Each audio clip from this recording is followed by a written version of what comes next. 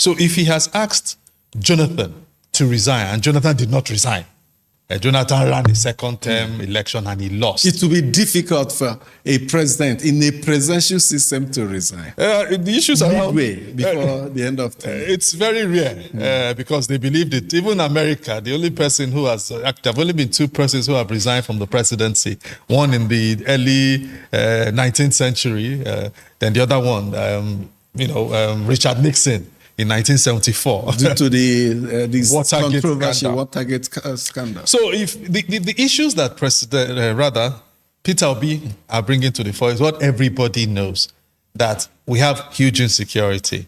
The president has rightly beat his chest to say these and these are the things we have done. We've decimated over 15,000 terrorists. We have gotten this, gotten that, gotten that. But the issue festers. In Plateau yesterday, 20 people were killed. In other parts of the country, people have been killed. So my own problem is the messaging. And I keep looking at what Yoruba people call Egbon, your elder. Someone who is, I think he's 70 this year. Uncle Bayo Nonuga. We don't do uncle in broadcasting, but I'm just trying to say that he needs to, with due courtesies to him, get into what I call strategic communication courses. It's not too late to go to school. One of my bosses here picked a PhD at what age? So, on a serious note, when you begin to use terms like it's hollow, it's childish, speak to the issues and get the substance of your response to what somebody is accusing you of come to the fore. So, my issue is just this morning about the kind of messaging, the response. We don't use language or comments that are unsavory when it comes to issues of governance. Speak to the issues, then people will know we're serious. You see, if you pick a copy of Shehu Shagari's autobiography, Beckon to Serve, he devoted a whole chapter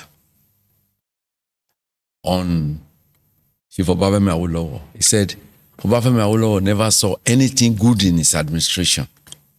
But what he failed to mention was that Awo was outrightly a critic of his government. But what Awolowo did was that he always preferred solutions, policy alternatives, policy options. I recall vividly that the last budget of Shagari, for instance, within 2 hours after Shagari addressed the National Assembly, Awolowo addressed a press conference. He broke the budget into pieces. He put things that are not supposed to be there, and he put forward policy alternatives. I think that is what is likely lacking in this Fourth Republic. What we have is the situation where opposition criticize for criticizing's sake without putting alternative policy options. And whoever is in government must not see those in opposition as enemies. In fact, they are the greatest people that are of tremendous assistance to him, because if they don't criticize him, he will get carried away as if everybody is oh yes boys. So it's not supposed to be in a democracy. So when the people criticize, it must be seen as a call to sit right, think deep, and come out with solutions. Was it what Tinubu meant in 2014 when he demanded for the resignation of That's exactly what I'm saying. If at that stage,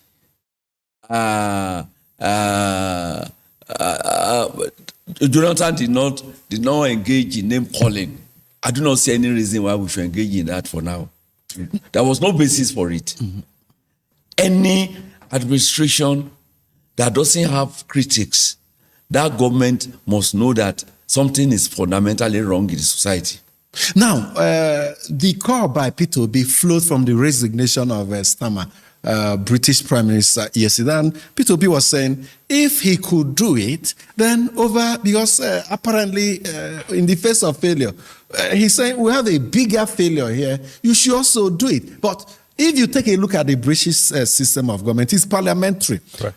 The turnover of prime ministership, leader of the party, is high. In the last 10 years, we have seen how...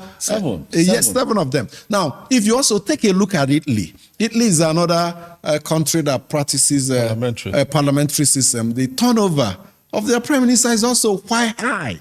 Shola talked about the US that has been practicing federal presidential system for more than 250 years, going to 300 years, only 2 presidents. 250 by next week. Yes, yeah, So it will be difficult. Perhaps they do it to put pressures on the sitting president. What Tinubu did in 2014 was apparently to put pressure inside of him. He knew that Jonathan will not throw in the towel.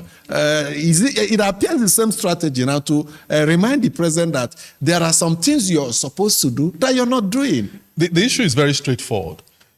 If you are in office and you criticize from outside, if you're not in office, rather, when you get in, expect criticism. What you must just hope for that it is constructive. Once it's not constructive, then there's a problem. Adebayo Bodun spoke about preferring alternative solutions. And I'll go back to Peter Obi's message.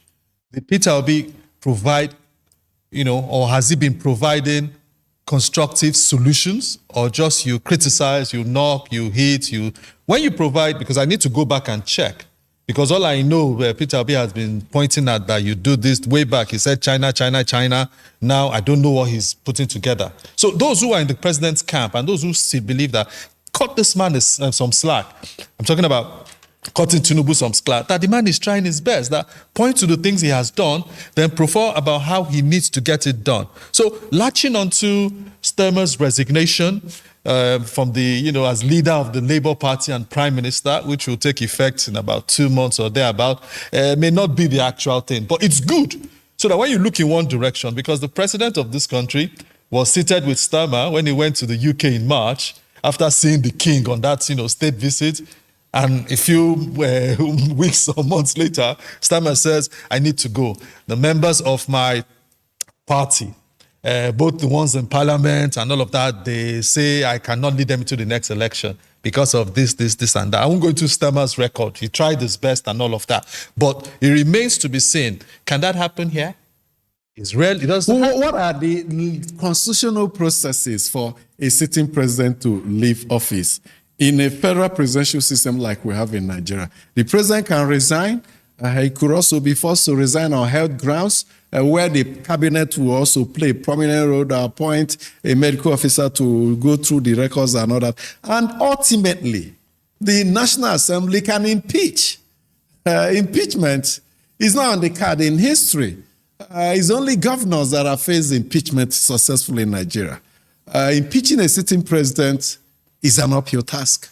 It is an uphill task, and in a situation where you find, I use OES boys. If you know the meaning of OES boys in Onitsha, the OES boys are those who respond to their leaders in motor parks, and they obey him. Whatever he says becomes order, becomes the law. And so when you have OES boys at the level of our legislature, you cannot even expect, you don't contemplate any impeachment. The critical organ arm of government that's supposed to perform the critical role of overseeing everything, calling the executive to order, if they are not doing their job. They are not doing their job. So automatically that job is left for opposition. And if opposition do not speak out, like I said, it means the society is sleeping. And society not supposed to sleep under democracy. So let's remind ourselves that just last week, the legislature, a section of legislature, the opposition, new leadership in the House of Reps. Yes, they spoke out. In fact, Fred Agbedi said President Tinubu should resign. That was what he said as leader of the minority caucus in the House of Reps. So what we may be asking now is the minority leadership in the Senate, can the person who is there, Abba Moro, can he do the same thing? Because I like to name call people in public office. The Senate will reconvene today on an emergency session we hear, and it borders on security and all that. Correct. So if Senator Abba Moro holds a press conference today, then Nigerians are going to say, oh, opposition, you are waking up to your responsibility as those who should guide. But do you know what happens? And it's something I looked at for some time and I said, it's unfortunate. Because when people get on a platform of a political party and get into the National Assembly, there's this notion, and our senators, our House members try to play that notion that we are all, as they call themselves, distinguished senators of the Federal Republic of Nigeria. They try to remove that party and opposition divide and say we are honorable, we work together. But they forget that political parties sponsor them to go into that place, and those political parties have their mantra, they have their philosophy, they have their ideology, which is that, look, if you're in opposition, look at what the government is doing. So all the parakpo in Yoruba, that means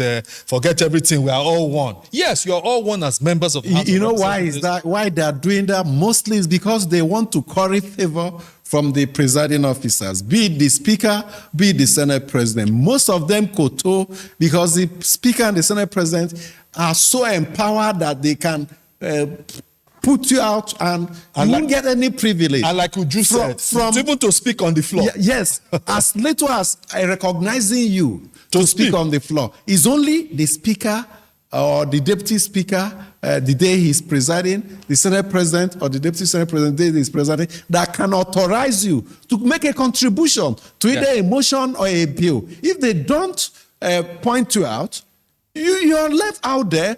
And they are so empowered. The powers conferred on them are so much. Committee, headship. Composition. If you're not in their good book, they'll put you in one committee where nothing is happening. That is not juicy. You're not oversighting parastatals that are generating revenue, the juicy ones. If you can't, so because of that, some of these House members, because they have pressures. Senators. Yes, National Assembly members, they have pressures from home to also help in offsetting medical school fees, school fees. They want to be part of that patronage sharing, and they kowtow to the leadership to the presiding officers of the National Assembly. It's supposed not to be so. It's supposed not to be so because, for me, I do not know much about First Republic. But I was already growing up as a young man in Second Republic. I could see the vibrancy of opposition at the level of both the Senate and the House of Representatives in the Second Republic. I could see the leader of the Unity Party of Nigeria, the late Senator Debi. When it is time for me to speak, he will speak forcefully. He will speak with intelligence. He will criticize when it is time to criticize. He will applaud when it is time to applaud. And you have people like Senator Ayo Fasami and so many of them then that were on their own. And you have members of the PRP, MPP, even particularly immediately when the accord between the MPP and MPN broke down. You will see them asserting their right in the Senate, and they were not. But that did not lead to collapse of leadership, and that was why it was possible for the late Joseph Wyatt to remain Senate president without anybody. And it did not lead to their suspension from the Senate. Natasha was suspended. She stood up and wanted to make a point. The senator, look at the controversy. Look at the controversy over it now. Ningi was suspended because he spoke up. Was Ali Ndume suspended? Yes, he was. Yes, Ali Ndume was suspended. In this 10th Senate? I think the last one. Okay, and I'm just making reference to this 10th Senate. And I was listing these names based on what Adebora Bodure has said. In the past, there were those that tried to speak up and do things differently. Those that try to do it now were suspended. And there are threats of... In fact, as the Senate reconvenes today, there is this concern that Adams Oshemole may be suspended by the Senate for the allegation he raised against them on a program on AIT Democracy Today that signatures... Which he has tried to walk back. Yeah, that signatures of senators were forged for the suspension of Natasha Akpoti. I'll just make a submission here, which is as part of I want a legislature that is very strong. And for a legislature to be strong, either the Senate or the House, it needs to have a strong personality as the leader. And the reason is because so that person can look the president in the eye and say, Mr. President, this, and this is not in line with what the law says, etc., etc. We don't want lackeys as leaders. And if you look at the whole trend, if not for the fact that the way Bukola Saraki got in there as the leader of the Senate. It wasn't the choice of his party, but he struck that deal. And, maneuver. And he was able to look at President Buhari and say, oh, no, Mr. President, this, Mr. President, that. No, we reject this. We don't, this, your nominee is not suitable and all of that. But besides that. So it starts from if the executive plays a role in the choice of leadership of the National Assembly, they're almost conquered. Yes. If you take your mind back, during the third term saga, the Senate president then was not the choice of his party, the PDP. But it was senators themselves who plotted and said we must have our own Senate president. Nobody would. Yes, Kai Namani. Kai Namani was not the choice of the PDP. Yes. In fact, it was not a choice. And that was why when it came, those who met and pushed, including members of PDP, senators of PDP, who pushed him and made him Senate president. And that's why he has to encourage a process that led to the truncation of the third term. If he had been the party's choice that was pushed then, I doubt very much if that any president will have the courage to truncate the third term agenda the way it was done by Namani. So you can imagine if the third term agenda is now, how would the National Assembly, this National Assembly, even the kite has been flown in a little way now, and they said we will put a bill that will do 6 years. These are strategies. If you look at the way politicians do their things, they test the waters. Single term. Yeah, they test the waters. And look at what has happened in Zimbabwe. Their parliament has amended their constitution. The crocodile, that's his nickname. Mwangwa, I can't remember. He has those nice vowels. It will continue beyond 2030 because the parliament has made the decision. And the parliament will now has also adjusted their constitution to say they will be the ones to elect a president, that it will no longer be a direct election by the people. Until we reach a stage where the lawmakers will sit on their own and pick leadership on their own, we will continue to have the leadership of the National Assembly that is not independent, that cannot demonstrate independence on its own terms. We also need to take a look at the quality of people that are elected into the parliament. Now, the parliament is a critical arm of government. If you take a look at our leadership recruitment process, take a look at our elections, how people are railroaded into offices, then you begin to accept the fact that you're not putting in your best 11. As a political scientist, in fact, as a social scientist, you know that if you're traveling on a road or you're embarking on a project and it seems so easy, then you stop and ask yourself, am I on the right track? Because ordinarily, you're supposed to face some challenges, some hurdles, and you're supposed to scale it. And this is how our democracy is structured. I call it struggle of opposites. Struggle is different from conflict. In life, it's all about opposite, day and night. Cold and even for a human being to come, there's that struggle among all the XY chromosomes and all that. And in our democracy, that struggle is supposed to be there. The outcome of that struggle will be a better order. When we said, go and do your duty, check the executive. We are not saying fight them. The constitution asks you, check their excesses. Guide them. They get to the spot of excesses, check them. Check them, because if you just everything, was it the former Senate president? Even the current one. What's the name again from Yobe State? Ahmed Lawan. Ahmed Lawan that said anything the President Buhari wanted, we'll support. Senator Akpabio has said the same thing. If he wants jet, if he wants yacht, we'll give him. We give him. But to them, is loyalty to the man is a way of showing loyalty to the president, but they forgot that their loyalty should be to the state. In fact, I'm thinking we can get to the point where the people we copied the presidential system from, that's the US. Many may not know, but of course, I'm a political scientist and political veteran, Mr. Adebayo Bodunrin. The American system doesn't have a Senate president.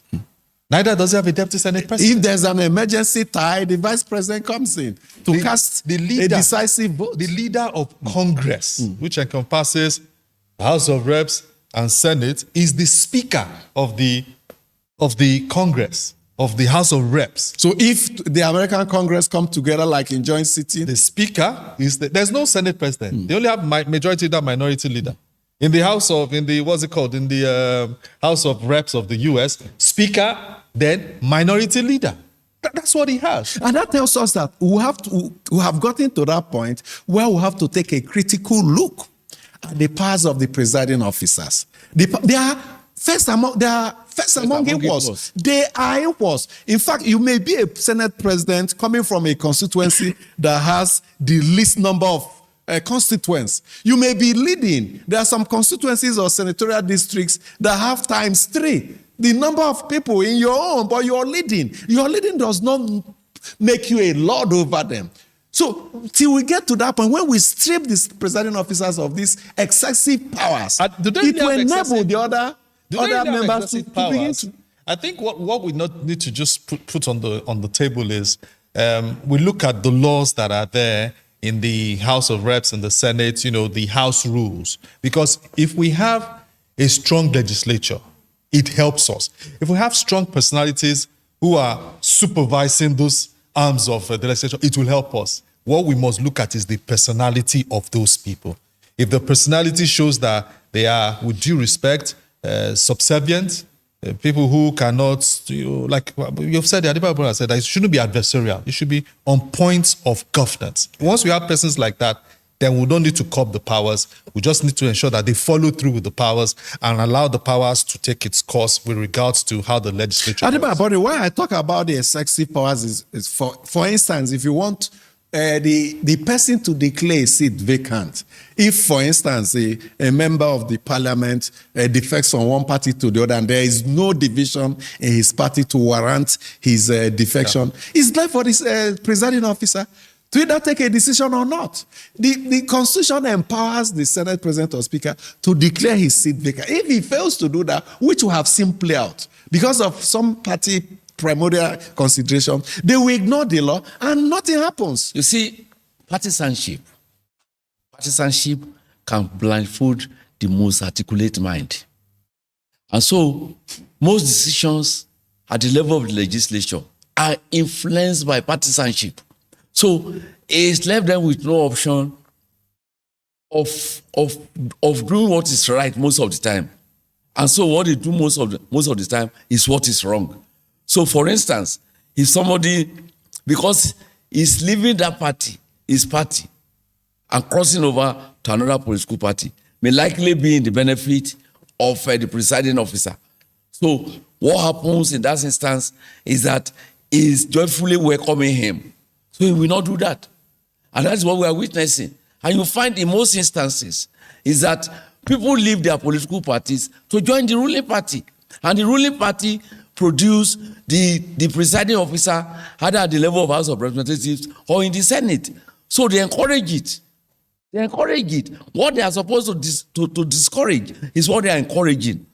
And until we reach a point where lawmakers in this country, I do hope we reach that stage, that lawmakers in this country will come on their own, take a decision, and decide who will be their leader at the level of the National Assembly. Okay, it's even worse. In the situation, I won't talk of National Assembly. Yes. The situation is worse. The subnationals. We don't even talk of it at the subnational, but perhaps it's time for us to go on a break. We are still expecting our guests to join us, Jared Tenebi, for perspectives on the outcome of the Ekiti election. We expect him to also respond to accusations that he was an observer, reportedly accredited by INEC for the Ekiti governorship election when he was an interested party. And of course, how the Ekiti election and its outcome will shape the 2027 general election. We're still hoping we'll get him across. But do stay with us as we go on this break. The stories now break online.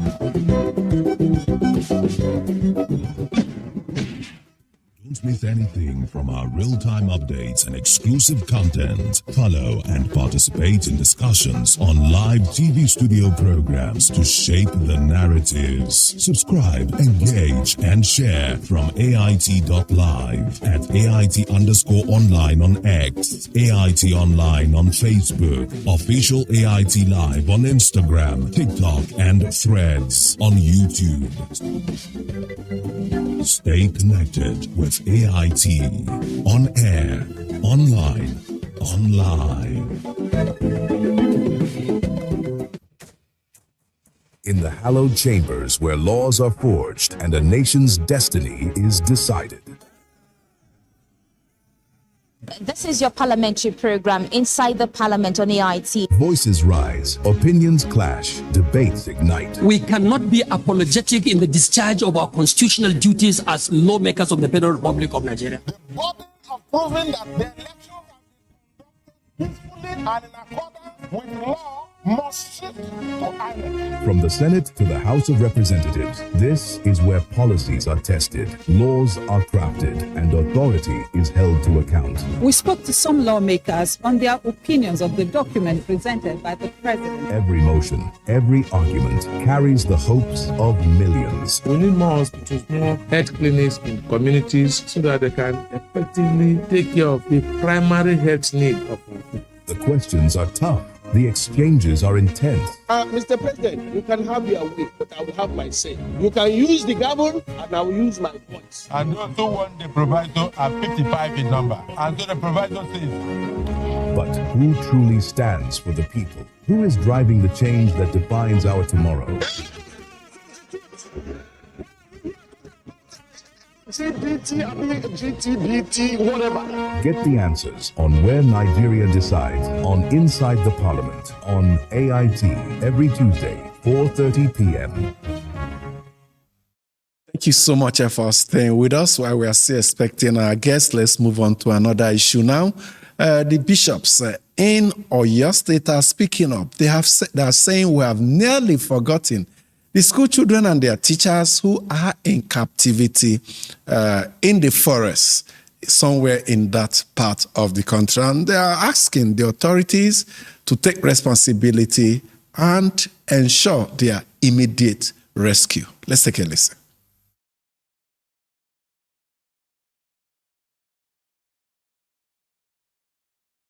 So all efforts are directed towards getting the abductees freed. Is to strengthen supervision and is to have heart-to-heart discussion with our officers and men on the field on the method review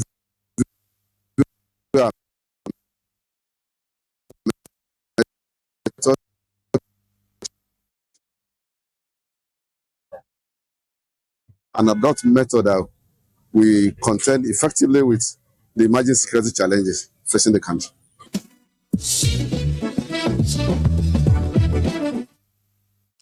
That's a Deputy Inspector General of Police speaking and reassuring the nation that these children and their teachers and administrators will be rescued. But we are still making efforts to get the video of the bishops that spoke up in Ibadan yesterday. Till they spoke, it appears the nation has moved forward, gentlemen. Before you could say Jack Robinson, yes. Before you could say Jack Robinson, we move ahead with our lives, forgetting that toddlers are out there in the deep forest, no shelter. I don't know what food they're giving them, exposed to snake bites and all that. Are we doing enough? Some of the security officials are saying, yes, most of the actions are being underplayed for strategic reasons and all that. But our conscience should be pricking us at this instance. For me, one aspect which I have commended, which I will proudly commend is those who are occasionally on the street of Ibadan protesting. They have not been molested. They have allowed them to have their say. But beyond having their say, is the action that we're expecting from those in positions of authority. You see, you cannot keep a 4-year-old, a 3-year-old, somebody under the age of 10, continuously under the dehumanizing condition they are inside the forest. I think something urgent needs to be done. We must not take a look at what happened in Dapchi or in Chibok. We repeat itself. That we keep on talking on for decades. For nearly over a decade, we are still talking about it. That up to today they have not been freed. Those kids, the trauma, the pains they will be going through. 3-year-old, 4-year-old. Imagine if you're the parent. Can you just imagine it? I mean, it's not something. It's not something that we should. Okay. Anyway, let's take a break now to hear from the bishops that spoke up in Ibadan Monday. State governments all over Nigeria. Nigerians today seem no further than where we were 10 years ago with security of lives and property. Violent kidnapping is becoming normal news across farmlands and villages which are regularly ravaged and seized. Policemen and soldiers are attacked and murdered, and now schools are under attack. We urge the federal government to exert its might and sincerely work with the Oyo State government to speedily secure a return to normalcy in Oyo State and in the entire nation. We strongly appeal to the federal government and the National Assembly to fast-track the processes of approving state police and put policy and legislation in place to prevent its misapplication.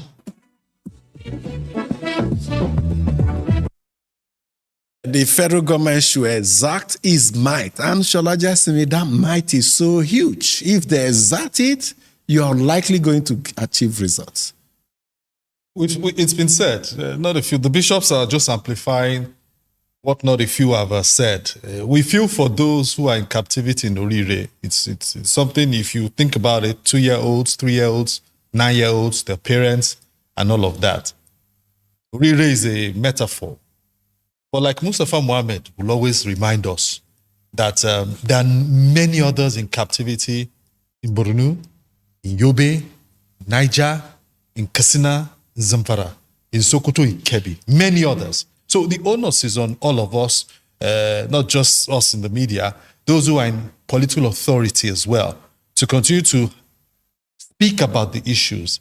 If a chief of army staff, if an IG, if a DIG, an AIG, as the case may be, or a CP, holds a press conference, he must give periodic updates. Even on this stage. Yes, or update on what is happening to those children. Exactly, We should and be what they are doing tactically. Yes. that won't impede, rescue operations. The media has a huge role. On this our station, I'm talking about the TV platform now, because we're on Ray Power as well. We were doing a countdown of those in captivity, but we stopped it. Is there a time for us to go back to it? Not just to Orire now. All the others we know who were kidnapped en masse by terrorists. And we do a countdown. So when we see, we remind ourselves as the media, we spotlight, then we now pass it back in the court of political authority and security operatives that, look, these people are in captivity. I hold the view that if you're in the security services or, law enforcement, and you have not done what you need to do, it's a hard one, then get out. Resign honorably. It happens in other climes. But people just sit there enough. You see the DIG, it was all smiles. I know those smiles were smiles of, I want to reassure you. But the seriousness of the issue, maybe until the professor, whose wife is the vice principal, comes and meets him and hugs him and cries in front of him like that professor cried in front of Governor Seyi Makinde, then the DIG will know the seriousness of the issue. Well, we hope that we do the needful. We must not be seen to have moved ahead, not just in Ibadan, Oyo State, in Uba, Iskira. Almost a few days apart, school children were also abducted. What are we doing to really get to their safe return. And these are the documented, reported ones. We have it somehow that know that indeed there are so many cases that are unreported, prompting the former governor of Kaduna State, Ahmed Makarofi, to ask the president to declare a state of emergency on security. To him, it has gone beyond the normal. Declaring a state of emergency, he claims, would arm the president with the powers he needs to really get hold of the atrocities terrorists, bandits, criminal groups are unleashing on Nigerians. Would the president think along that line? Anyway, back to our supposed guest for today, Jared Tenebi, chairman of APC in Edo State. He received accusations and criticisms that he observed the elections in Ekiti State last Saturday, that he shouldn't have been seen there. He was supposed to join us on this program on Monday yesterday, but due to connectivity problems and challenges, was unable to do so. Today was due to join us, having come into Abuja, but for some reasons he is unable to make it. But we still want to give him his right of response, and we'll be sharing with you excerpts of the interview he had on another program on this station, Democracy Today. At least give him that chance to respond to the huge allegations and criticisms against him. Anyway, what brought me to Ekiti?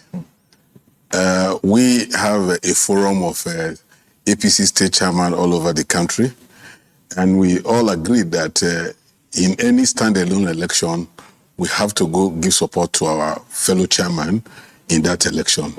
That was how I got to Ekiti, not to monitor election or whatever. So what you saw on the internet is a creation of AI. And you know that these opposition people, they know how to do that a lot. So I think it was AI, it was not me. Okay, so you are putting it on full authority that you were in Ekiti, but that you were not in any way accredited by INEC as an election observer, and you did not participate as an election I was never accredited, and I have never been accredited.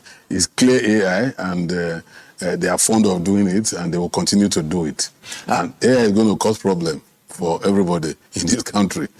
Have you been able to track the root, the origin of this AI? I'm sure our producer will put that picture of the supposed picture. Look at it. Yeah, the first place I saw it was on Dino Melaye's handle. And you know, Dino Melaye is fond of things like that. He knows how to act drama a lot. He's an opposition figure. Yes, because they have failed. They lost the election woefully. I think they were trying to generate one thing or the other from it. And don't forget that I have him. I have taken him to court on singing the old national item to use it to cause problem when he went to the INEC to protest, and he gathered people, thugs, youth, to start singing the old national item. And that national item is at law. And I went to court to get action of Magnanimous to compel the DSS and the police to prosecute him. And it's a very serious offense. And I think that's the reason why he went to go and start doing this. It's creation of AI, and it's AI.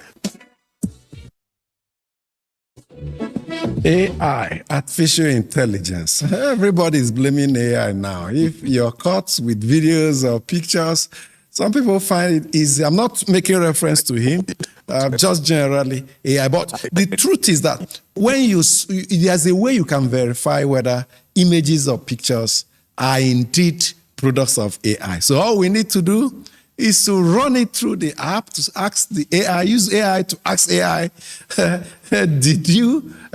was this manipulated by you or some other algorithm? And you get the answers, gentlemen.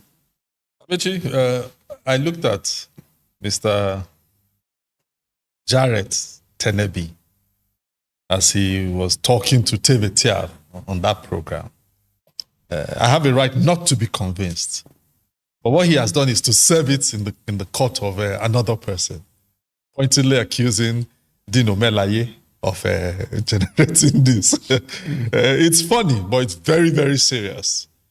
And probably what we need to do, aside running some of these things through AI, if we had journalists who were at the hotel, or those who saw him maybe going on his own monitoring, the simple thing we do is move close and do videos with him.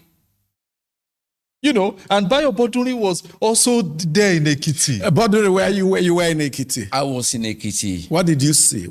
I didn't see him as a person, but I can say authoritatively with my eyes, I saw scores of people wearing that particular type of vest. And are you sure your eye is not AI manipulated? It's not AI. AI. I saw a large number of them. And I can tell you that in the last, since 2020, even before 2023, a general election, INEC came out that because of dwindling resources, they will no longer provide jackets. They will no longer provide journalists? Yeah, for journalists and observers. Even file, even jota, even biro, they stop it. But they were doing it before. So it means that individuals now, well, most of the observers I saw in Ekiti, for instance, they provided, they produced their branded with their names on it. But this particular jacket carried it at the back and in front. What's the inscription there? INEC approved observer. INEC approved observer. That's what all of them were wearing. And it was khaki color. I saw it. I saw them. In fact, a large number of them, close to almost about 15 of them, came to the Light Hotel where we set up our temporary studio and we were transmitting from in Ado-Ekiti. So I saw them, they were there. So what one could say is that that particular type of jacket were mass produced by a particular group for whatever reason they want. But where they are officially accredited by INEC as an observer group is what I could not say. Well, that's what we'll have to find out from INEC, whether the number of groups they accredited to observe and monitor elections in Ekiti, and whether this particular group indeed was actually authorized by INEC to do so. Because protecting our democracy calls for vigilance. And that vigilance, like we say in local parlance, shine your eyes. It's incumbent on everybody to shine our eyes as a way of protecting our democracy by ensuring that its credibility is not taken to the dogs. And it's time for us to go to a segment, Citizens' Perspectives, where we give you opportunity to talk back to us and talk back to citizens and talk back to the government on issues that border on politics and economy. And we'll start with Emeka Mba from Abuja. And it says, news has it that the Senate will resume from its recess to discuss the festering security crisis comprising terrorism and banditry, mass kidnappings, violent communal clashes, etc. We have had several of such deliberations on insecurity in the National Assembly without solutions or any tangible results, but rhetoric. In the political platform analysis the other day, Dr. Mecha Nakwo was quick to question why the authorities will relax and look the other way, why the storms are gathering only to activate the fire brigade approach when the damage is done and the situation gets out of hand. That is why all hands must be on the deck right now to look for lasting solutions. I suggest that all political activities be suspended temporarily until something drastic is done to rescue the Oyo State school children and their teachers who have been in captivity for more than 1 month now. Okay, John Peters has written in from Port Harcourt, that's in Rivers State. Yesterday on the platform, Dr. Amechi Anakwe noted that APC won almost all the recent by-elections nationwide except the Rivers Southeast Senatorial District, which the PDP won. This raises a key question. Which PDP faction sponsored the winning candidate? Was it the Wike-led faction, whose chairman and secretary were reportedly removed by court judgments? Or the Turaki-led faction, whose national convention also faced legal challenges. Where is the sanctity of the court? Who is INEC obeying, the court or Nyesom Wike? This is not just politics.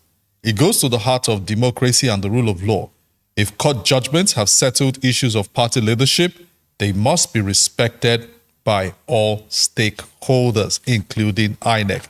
And Steve Omo Ofozo from Lagos, he writes, one is wondering why Nigerian democracy suddenly turned autocratic, where the innocents are now the guilty ones for speaking truth to power, while the guilty ones, insensitive, corrupt leaders who are causing poverty, hardship, and sorrow on the ordinary citizens, are now, ironically, the innocents and saints living in affluence. It's against this backdrop that I maintain Peter Obi's call for President Tinubu's resignation is right on point, because Tinubu came to power through protest and calls for Jonathan to resign for failing to deliver. Incidentally, Prime Minister Keir Starmer of the UK has just accepted to resign. President Tinubu will not be wrong to do the same and let Nigeria be restructured for true federalism to be operational. The mail's there. Okay, I think we'll have to leave it here. I have one or two comments about the mails. We have exhausted the comments. Keep the mails coming at politicalplatform@darkgroup.com. And thank you so much for joining us today on behalf of my colleagues. My name is Amici Anakwe. Have a good time. Jared Denevi.